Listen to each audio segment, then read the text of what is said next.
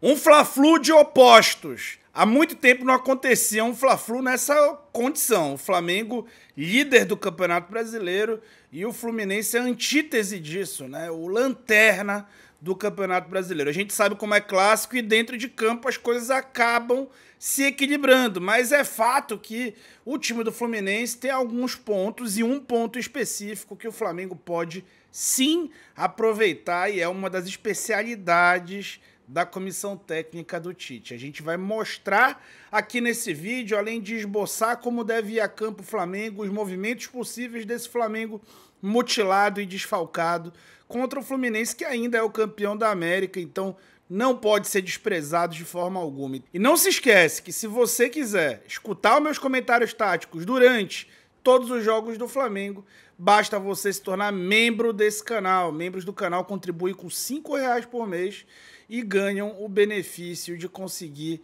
escutar meus comentários táticos durante os jogos via WhatsApp, também participar de um chat comigo no WhatsApp com os outros membros, tá? Eu te convido a fazer isso, mas enquanto isso, vamos seguir por aqui falando sobre tática sem tatiquez. Galera, deixa o teu like no vídeo, esse vídeo às 16 horas vai acabar, né? Nunca mais ninguém vai ver. Então, deixa o teu like, não deixa de deixar o like, porque senão esse vídeo vai passar pro ostracismo sem ninguém jamais ter visto e eu vou ter trabalhado à toa, tá? Se inscreve no canal pra gente alcançar os 50 mil inscritos, a gente tá muito perto, vai ser um grande marco para esse canal. Se inscreve no canal se você estiver chegando por aqui a primeira vez ou se ainda não for inscrito. Nesse vídeo a gente vai separar em 3 etapas. Primeiro a gente vai falar do Flamengo, depois a gente vai falar do duelo e por último a gente vai mostrar a grande fragilidade do Fluminense, que pode ser aproveitada pelo rubro-negro. Então bora diretão. Como eu sei que vocês já sabem o número de todos os jogadores do Flamengo, eu vou deixar só os números aí para representar. Mas de acordo com a redação do GE e do jornalista Fred Gomes, o Flamengo deve ir a campo assim, com o Léo Pereira no lugar do Ayrton Lucas, com o Davi Luiz na zaga, do lado do lugar do Léo Pereira, Fabrício Bruno voltando e o Ortiz deve ficar no meio. O Alan ainda não deve começar o jogo com o Bruno Henrique jogando no ataque no lugar do Cebolinha. Gente, o que muda, né, nesse contexto? Muda muita coisa, né? Especialmente porque o Bruno Henrique e o Cebolinha são muito diferentes e o Léo Pereira também muito diferente do Ayrton Lucas.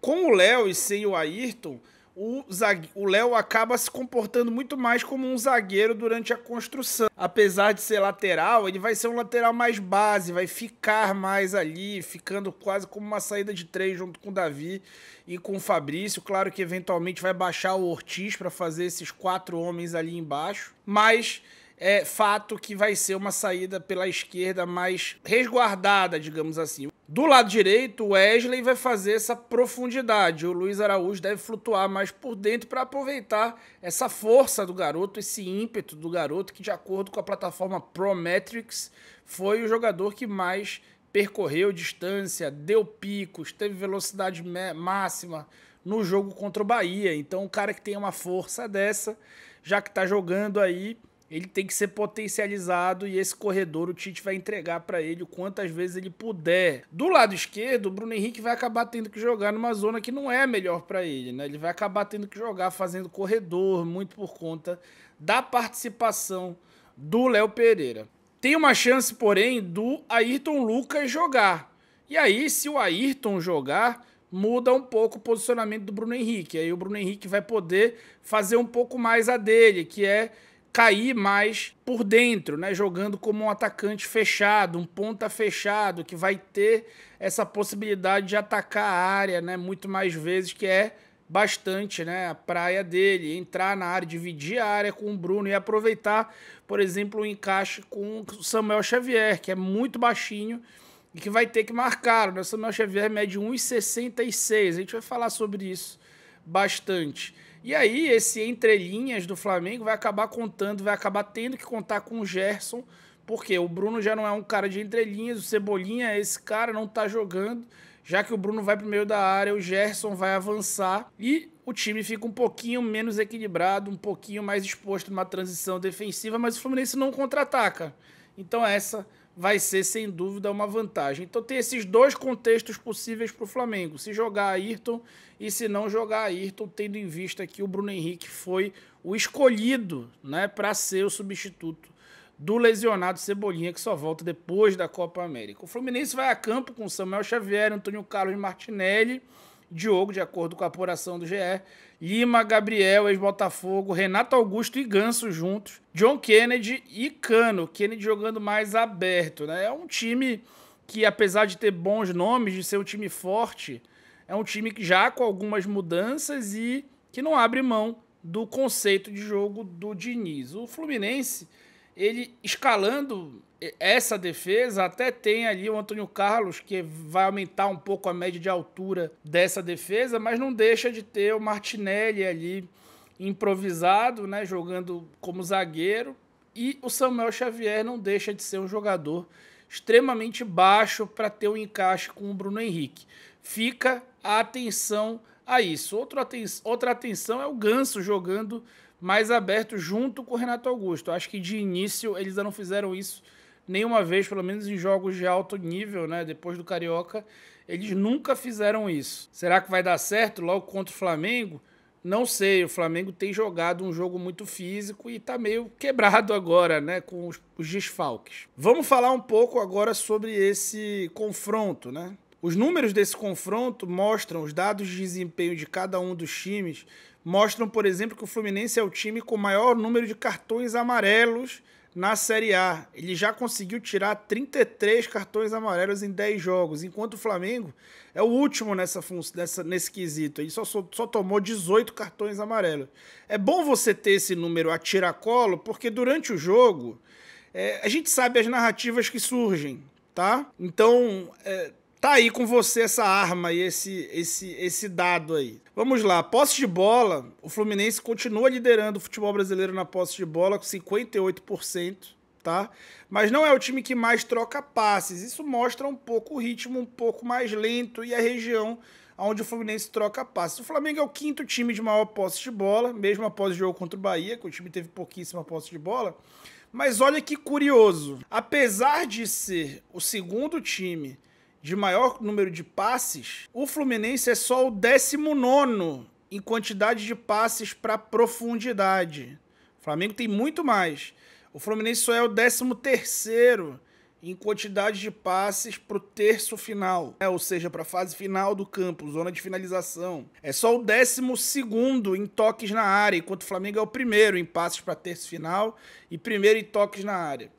E só fez 10 gols no Campeonato Brasileiro, sendo o 13º, enquanto o Flamengo é o time que mais fez gol no Brasileiro, com 18 gols marcados. Nos gols sofridos, o Fluminense sofreu 18, e é o segundo pior ataque, só perde para o Vasco. E o Vasco tem a goleada de 6-1, né, que acaba inflando esse dado. Então o Fluminense tem uma defesa que sofreu gol em todos os jogos, e é o time que mais concede finalização nesse Campeonato Brasileiro. O Fluminense, ele é lanterna com méritos, digamos assim, desse campeonato. Do lado direito, eu deixei um gráfico ali te mostrando a posse de bola, os gols marcados, os passes para terço final e os passes em profundidade, para te mostrar aqui. E a linha verde, ela mostra a evolução do Fluminense nesse dado, e a linha vermelha, que forma uma outra área, representa os dados do Flamengo, né? Então veja como o Flamengo perde na posse de bola, mas com o que executa dentro dessa posse de bola, ele supera. Passes em profundidade, passe para terço final, gol, ou seja, são passes trocados numa zona de campo mais avançada, né? Onde realmente importa. O Flamengo deve ter, caso vá com essa escalação para campo, o Flamengo deve ter um trunfo de novo, que a gente chegou a falar até no vídeo lá no canal do All Sport, que é de ter um time extremamente alto. Isso é positivo, seja para bola parada defensiva, seja para bola parada ofensiva. Ter Léo Pereira, Davi Luiz, Fabrício Bruno, Léo Ortiz, tendo a ajuda do Bruno Henrique nas bolas paradas e do próprio Pedro, vai ser um grande trunfo para um time que pretende ganhar duelos aéreos, fazer gol de escanteio e não sofrer. E lembra que eu falei que o Fluminense sofreu 18 gols? Adivinha como foram 5 desses 18 gols? Isso mesmo, 5 desses 18 gols foram a partir de bolas paradas do adversário. Bolas paradas que as do Flamengo estão voando, inclusive em fim de jogo. E que tem o Matheus Bach, digamos, como esse especialista da área. E eu identifiquei padrões nessas bolas paradas defensivas do Fluminense. Então, uma coisa que eu queria destacar primeiro, é uma marcação mista, como a maioria dos times fazem. Mas note que existe uma questão um pouco diferente. Você tem ali aquele L, que é típico de marcação zonal, né, marcando ali os possíveis destinos de onde a bola deve cair e a primeira trave. E você tem os encaixes individuais feitos pelos tais escudeiros que querem proibir aquele avanço rápido para o jogador chegar com vantagem de estar correndo e de conseguir alcançar impulsões maiores. Só que os times que marcam assim, misto, como por exemplo o próprio Flamengo em vários jogos, esses times costumam colocar 2 homens ali, 1 homem ali, 2 homens ali. Já o Fluminense coloca quase que ilimitados homens ali. Então, acaba tendo um componente muito individual também. E é um time que, a exemplo de como o Flamengo fazia, até sofrer um monte de gol, é um time que deixa a frente da área sem nenhum marcador. Existe uma dinâmica para proteger aquela frente? Não. Diferente do Flamengo, que tinha, de fato, uma dinâmica para proteger aquela frente, embora não ficasse ninguém guardando posição. Então, vejam o que o Botafogo vai fazer. Tanto essa marcação tem um componente individual, acaba sendo preponderante frente ao componente zonal, que ela consegue ser bem manipulada. Vejam como o ataque do Botafogo vai se projetar em diagonal para a primeira trave, justamente para tentar libertar, né, o Bastos, que vai ficar parado, né, vai frear a corrida e vai parar. Vejam como ele vai cabecear sozinho numa zona até despovoada. Nesse jogo contra o Bahia, a gente enxerga o mesmíssimo padrão. O Bahia coloca 3 jogadores na frente da área e 3 dentro da zona. A zona segue inalterada, mas seguem 3 jogadores ali marcando aqueles caras que chegam em projeção. E esses caras ficam ali individualmente marcando. Enquanto na frente da área o Bahia tem muita gente e o Fluminense não deixa ninguém. E aí aquela frente da área fica bastante desprotegida e a bola vai chegar no Caio Alexandre, que tem 2 horas e meia e 2 opções de passe para pensar no que ia fazer da vida e decidiu fazer esse golaço aí, que acabou dando a vitória para o Bahia. Você lembra que eu falei que o Fluminense deixa aquele funil meio aberto, a frente da área aberta?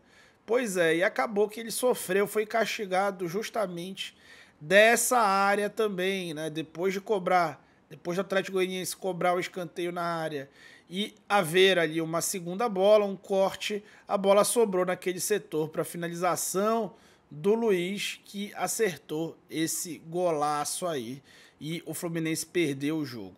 Sofreu também gols de falta, né? Falta indireta, falta na área e gol do Félix Torres, falta na área e gol do Bragantino também, mais ou menos do mesmo setor. Então é um time frágil na bola parada, tomando ali quase 1/3 dos seus gols dessa forma.